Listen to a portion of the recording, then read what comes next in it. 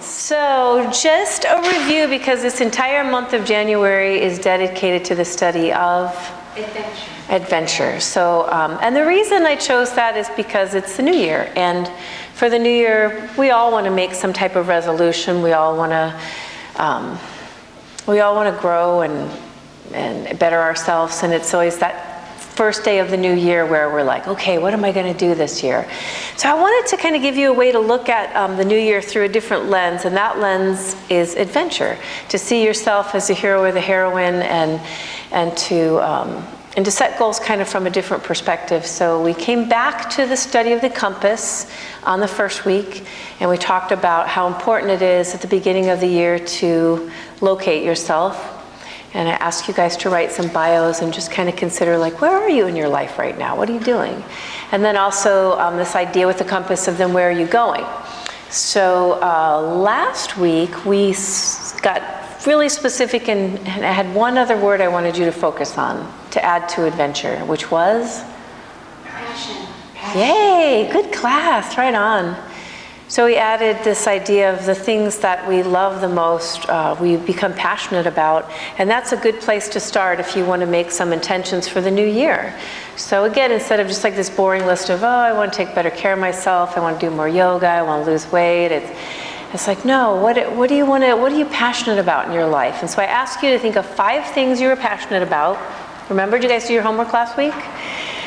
And of those 5 things, to come up with at least 3 actions that you are going to set adventures around those passions. I had examples of Eric, who's passionate about meditation. He's going to teach a meditation class this year. And I had an example of Jeannie, who loves dogs and Labradors, who's going to be a volunteer to help the labs that are trained to be physical therapy dogs. And so lots of good examples. So today we're going to go a little bit further with that and say, if you want to set an intention to have an adventure based on something that you're really passionate about, the absolute first thing you need to do is have a first step.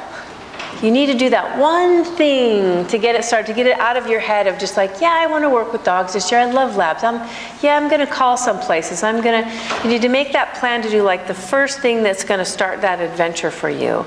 Or meditation. So we used Eric as an example. His wife was next to him on Sunday, and I said probably the first thing that he did was ask his wife if she thought it was a good idea that he start teaching a meditation class. And that's a great first thing to do, because of course she said yes, and then he had this support around it too, and it always helps us like complete the things that we're passionate about and excited about when we have support. So here's what we're going to do. Everyone is going to close their eyes, and the first thing that pops in your head of your 5 passions, I want you to think of the adventure that you were thinking for this year that you were going to do around that particular passion. And come up with the first step. What is the first step you're going to commit to taking to make that adventure happen? When you're finished, hit the buzzer.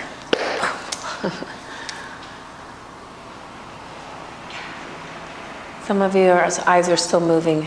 You got it, Jackie? You got it. All right. So then the second part of today's teachings is, once you set that first step for yourself, then the next part that's incredibly important is you need to have a plan. So what is going to be your plan to execute, like moving that adventure forward and what you're going to do with it? So any little details of the plan, to start thinking about, okay, well, I'm going to go this direction or that, I'm going to make this phone call, and then after that phone call I'm going to do this. And write those out so you start to have like this, as we are holding the compass, like, now I'm going to go on this adventure, but how am I going to make it happen? So I have an example around that, which is very exciting for me to share with all of you, is that one of the students here at the Shala, actually, she's someone that doesn't live very close, so over the years we've been doing privates over the phone, so I've been coaching her, and for the last 15 years she's been working on an independent film. And I have been working with her on this film for 5 years. And on Sunday at 3:30 in the afternoon, that film premiered at Sundance. And I got a text with a picture of Robert Redford that they had a brunch together. So it's a beautiful example. I want everyone to see the film or to follow the film. It's called Kusama Infinity, about the Japanese female artist Kusama. It's a beautiful, really inspiring story. And it's coming out really at such a perfect time, but it's exciting for this student because she's the producer and also the director of the film. And when she set out to do this 15 years ago, Kusama was not the most famous female artist. She was barely heard of. And so it was really her passion of her art and also to tell her story that started this path for her. And not an easy path. You can imagine, 15 years, and very few films ever get to Sundance. For that to happen, just if Heather were here today, she would tell all of you there were a lot of challenges on the way. Many challenges, but she carried that, all the way through to this film getting produced. And so I want to share that with all of you. A lot of times, when we think of what we're passionate about and that we set out on an adventure, and then we get all excited about it, and we take that first step and we start to make plans, we hit bumps. We're saying on Sunday, bumps and knots, And that's just part of the process. Like, what in our life is ever like, oh, I decided to do something, I'm so excited about it, and now it's just going to be so easy, right?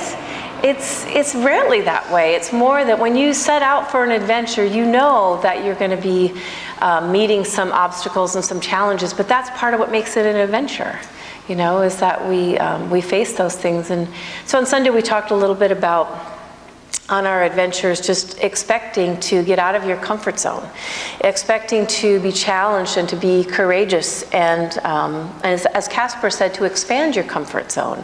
And whatever it is you've chosen to actually kind of plan on that and almost look forward to I know this isn't all going to be easy, but that's part of this adventure that I'm going to sign up for. So I don't know how well this is going to tape, so sorry T, I forgot to tell you this part. I wanted to encourage you guys to take this into your yoga practice, and actually to use your yoga practice as part of your metaphor, but also to have a plan of your yoga practice. So 2018 is ahead of all of you, and I really want you to think of some pose or some transition or some part of the practice that you would like to commit to as being part of your adventure this year, that you want to challenge yourself, that you want to expand your comfort zone a little bit on it. And it could be anything. It could be transitions. You want to refine them more. It could be you want to shift the way you do back bends. You just want to not hate back bends, So any area in your practice where maybe you've just fallen into a pattern and part of just doing things the same way, that you want to challenge yourself a little bit and make that commitment to it, your first step in what your plan is going to be. And if you're not really sure how to go about that or what would be a good one for you, you can of course always ask me. I have ideas for everyone. But the collective idea I have, which we've used before, I think is a never-ending process, is your headstand at the end of the practice. So traditionally, Ashtangis come into headstand with straight legs, and you exit with straight legs. And if you don't do that, what I notice is people are finally like, I'm not falling anymore, so I'm not changing anything. But really what I want to ask you to do in your personal life and your yoga life is to commit to falling. One thing that I noticed, because the second part of this is going to be to start lifting your head up off the floor in headstand, which is part of what we do as we advance in headstand. Your head is off the floor. And one thing that I notice is people don't try picking their head up off the floor because they know, especially when you're first trying to do this, you're going to fall. And people are like, well, I don't want the person next to me to think I can't do headstand, right? So you do it the way you can do it because, it's a little bit of an ego thing for us too. We don't want to fall. Once we've wired something, we want to wire it, So again, this year, it's commit to something and commit to not being able to do it for a while. Commit to falling for a while. One of my funny examples was there's a pose in second series some of you may or may not know it, called Kapotasana. And it's a very deep back bend. And I did not come into this practice as a bendy person at all. But when I got to it, I kind of hated the pose for a while. And then I got to a point where I wasn't, I didn't hate it too much, but I still had a long way to go from, we think that we're supposed to take our heels in it, where, it's all good, but I had set that as a destination in my mind, so I remember, and I come across it in my journals now when I look at, those Diwali goals, those first goals, it's like, take my heels in Kapotasana. That year passed. Looking at those goals back, oh, I'm going to set it again this year. This year's the year I'm going to grab my heels in Kapotasana. That year passed. And the next year, no, this is the year I'm going to take my heels in Kapotasana. I think I had that as a goal for like 5 years, but it's beautiful. You set challenges and you shift. I shifted every year, and that was the beauty of it. So here's what we're going to do. Sorry, T. See how this works. We're going to do a headstand. Sorry, you out there in our extended family, you might have this of my toes, I'm not sure.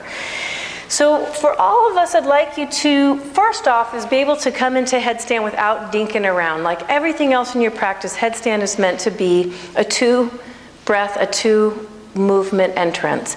So where do we come into headstand from? Down dog. So I was in down dog, and then Dwayne was right. Then the inhale, sapta, is I'd come to my knees, I set up my hands, and I straighten my legs. That's all part of sapta position. And then the second part is to come up with straight legs. So for many of you, this is how you started to do it. You came up maybe with one leg, or maybe you bent your knees and jumped up like that, which is fine. That's how we learn to do it. But when you advance then, I think it's cute. Some people do this with their toes. They walk their toes in until your hips are over your shoulders, and then you're going to come up from your bandha strength. One thing you'll notice when I did that is, what did my hips do? The hips have to move past the shoulders forward, and then once I'm up, I can move them back into place. That's a very important part of this. Before you can come up, that's hard. Probably the first thing you can do is come down that way. And so at first what we'll do is really wire and practice coming down that way. And when you can come down that way, you start to get those muscles from your core and that feeling of shifting your hips forward that you'll need to come up that way. So in that case, once you're up, you'll take your time, and maybe for the first few weeks you get this far, and then you fall. Maybe then after a few weeks you get this far, and then you fall, until you can come down really slow. And as you're coming down, think of pulling your toes towards your nose and that process. So as I come down, I just come as close as I can and touch and come down. Some of you can already do that. So of course, then there's the next step, which is Urdhva Shirsasana, which means you're in Shirsasana with your head off the floor. And I'll turn around a little bit for this one. So once you're up in headstand, then we're going to start to lift the head off the floor, like so. And which way am I going to look, Kyle? I'm going to look towards my toes. Because if I look this way, my feet come down. But I'll tell you the truth. You kind of intuitively want to look the wrong way. You kind of want to look forward. And so then you just come down. But you don't hurt anyone because you always come that direction. So just know that you're just going to come down a bunch of times. But once you can start to pull your ribs back and look upward and tuck your chin in, everything moves back and then the head comes up. So it's something for us to practice for our challenge for this week. So our quote for this week is, I have two quotes by Lewis Carroll from Alice in Wonderland. The first one is, and this is for your homework, every adventure requires a first step. So you all, for your homework, have your first step today. And then the second one is one of my all-time favorites. Why sometimes have is, Why, sometimes I've believed as many as 6 impossible things before breakfast. So part of this is really like stepping out of what you always do and thinking of something impossible that seems impossible at first. Namaste.